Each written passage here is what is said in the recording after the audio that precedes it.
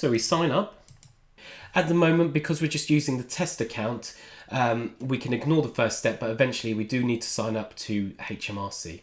So once we've done that, we need to go into the organisation and we just need to put our VAT registration number in. Once we've done that, we can go to VAT returns. We can connect up to HMRC. This again is just a dummy site for the moment, just so you can test it out. And there we've pulled through our VAT returns from HMRC. So as we can see, the first one's been completed. So the second one we need to submit. So if we click through to it, we get to see all the statuses here. So we get to see the period key, which is just indicating what period it is.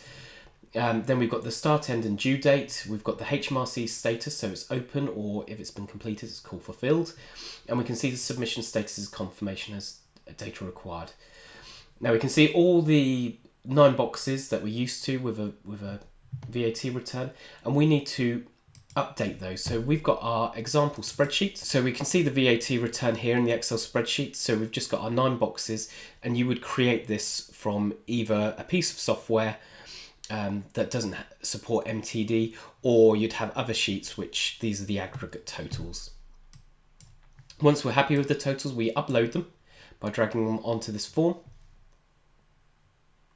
The details are pulled through.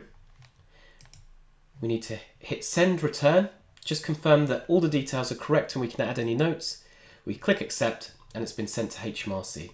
If we want to make sure we have an audit log of all the steps that we've done, and that is the simple way of sending a VAT return.